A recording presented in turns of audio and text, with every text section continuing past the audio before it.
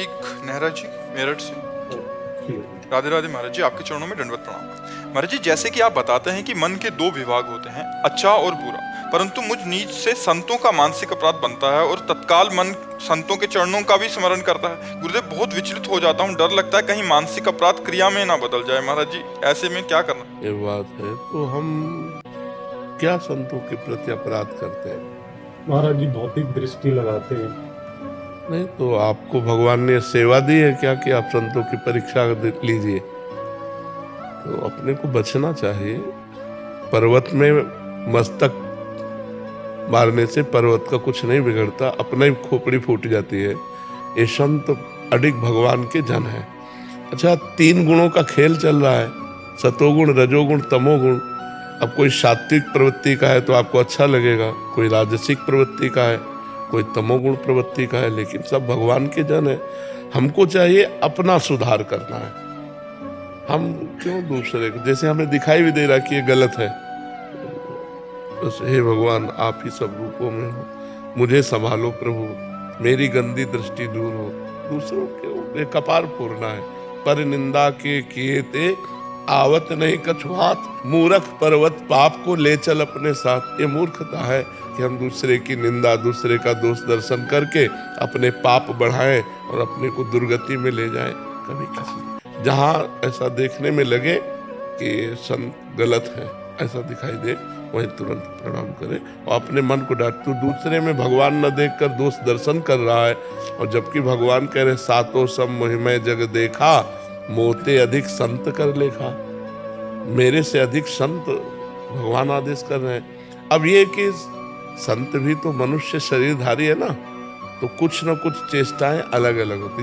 वो पूर्व में कितना भजन किए हैं, यहाँ बिना भजन के कुछ नहीं मिलता है। तो हमको प्रणाम। एक राजर्षि है, एक ब्रह्मर्षि है, एक है बिल्कुल अकिंचन, फटे पुराने कपड़े पहने हुए, भीख मांग के खाना, रात दिन भगवान में भजन में डूबे रहना।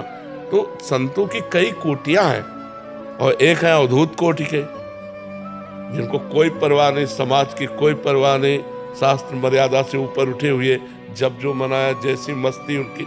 अब उनको देखोगे तो या तो पागल कहोगे और या तो धर्म विरुद्ध कहोगे। तो हमको चाहिए कि हम अपनी स्थिति को बढ़ावें। देखो, ब्रह्मलीन महापुरुषों को पहचाना नहीं जा सकता। भागवत में पढ़ के देखो, रहुगण कपिल भगवान से सत्संग करता था, लेकिन पालकी में ज्योति दिया सिद्ध महापुरुष जड़ भरत जी को, पालकी में लाके ज्योति दिया, तो पहचान पाया क्या? इतने बड़े महापुरुष जिनका भागवत में गुणगान किया जा रहा है, जो भगवान ऋषभ देव जी के पुत्र भरत जी, और वही तीसरे जन्म में जड़ भरत बने। तो इतना बड़ा सत्संगी कपिल भगवान से सत्संग करता था रहुगण, वो भी दृष्टि में चूक हो गई। उसने साधारण मूर्ख समझ करके उनको पालकी में ज्योति दिया, और जब उन्होंने उपदेश किया तो कूद पड़ा पालकी से कि इतने बड़े महापुरुष, और चरणों में लौट गया और कहा क्षमा कीजिए, मेरे से गलती हो गई। तो संतों को पहचान पाना बड़ा मुश्किल है। एक बार एक ट्रेन में एक संत भगवान ऐसे बैठे थे, अब उनके संतों के शिष्य होते हैं, भगत लोग होते हैं। हर शिष्य चाहता मेरे गुरुजी अच्छी वस्तु पहने, मेरे गुरुजी अच्छी गाड़ी में चले, मेरे गुरुजी, जब मेरे पास इतना है तो मेरे गुरुजी है, तो वो भाव रहता है ना। तो उसने सोने की चैन की घड़ी और ये सब व्यवस्था, अटैची सब। तो 2-4 बैठे थे नए लोग, तो उन्होंने कहा बाबा जी एक बात पूछे, बुरा तो नहीं मानोगे? बोले नहीं। बोले हम में और तुम में अंतर क्या रहा? हमारी घड़ी भी इतनी महंगी नहीं जितनी तुम्हारी घड़ी है, तुम्हारी अटैची है, तुम्हारा है सब, फिर हम में तुम में अंतर क्या रहा? उनका बेटा कौन सा स्टेशन आ रहा है? बोले अमुक के। बोले चाय पीना है।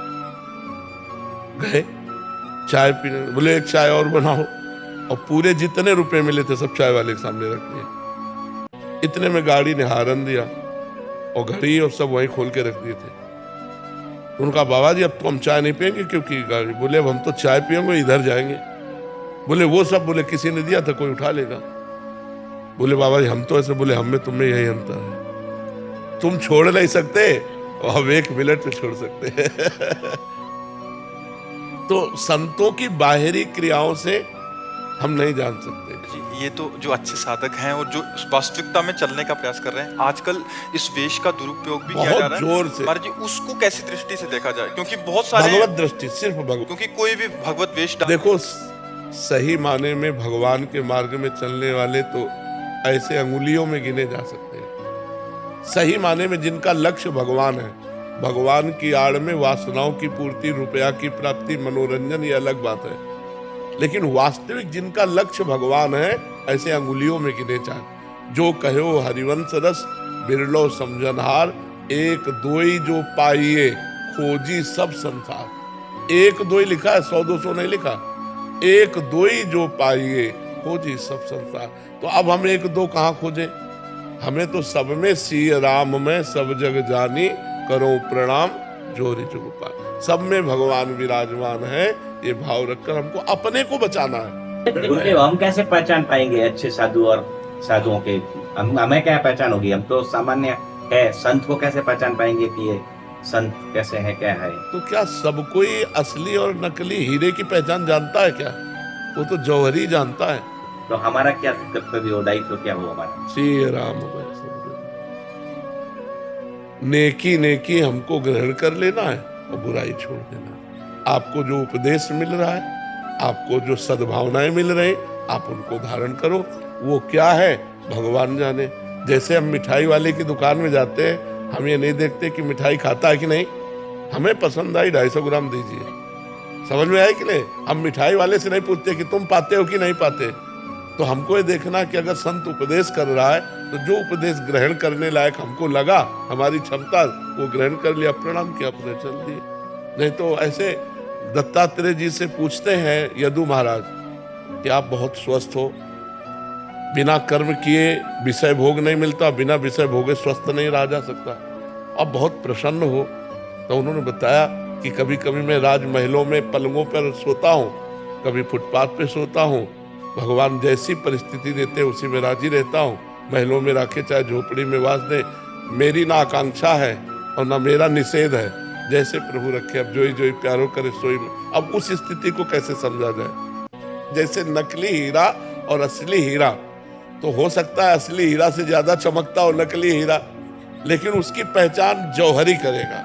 जब घन चलाएगा ना तो नकली फैल जाएगा और असली जेव का त्यों बना रहेगा। तो ऐसे ही जब माया का घन चलता है तब पता चलता है कि असली कौन है, नकली कौन। भारी विपत्ति, भारी दुख, भारी रोग, भारी परिस्थिति में भी जो अपने नियम पे डटा हुआ है, भगवान के भजन में लगा हुआ है, वही भगवान का जन है। तो हमको यही मानना है कि सब भगवान के ही स्वरूप हैं। हमें जो चाहिए वो ले लिया, बस अपनी बात हमने संभाल ली है। अगर हम उनकी तरफ परीक्षा की तो हो सकता है महत् पुरुषों का अपराध बन जाए। अपराध बन जाने पर फिर बुद्धि भ्रष्ट हो जाती है। शास्त्र और संतों से तो हमारा कल्याण होता है, और वहीं हमारी बुद्धि बदल गई तो फिर कल्याण कहाँ होगा? प्रतिभा जी बेंगलोर से, राधे राधे महाराज जी। महाराज जी, जो लोग इस दुनिया से चले जाते हैं, उनके नाम की माला करेंगे तो उनका फल उसको मिलता है क्या? मतलब नाम जप करके उनको हम देना चाहें? हाँ बिल्कुल, बिल्कुल मिल जाएगा, पर उसको सरकारी बैंक में जमा कीजिए। श्री कृष्ण अर्पणम मस्तु, पहले भगवान श्री कृष्ण को अर्पित कीजिए, फिर प्रार्थना कीजिए तो उस जीव को भेज दिया। क्योंकि वो जीव पता नहीं किस योनि में है, ये भगवान को ही तो पता है ना।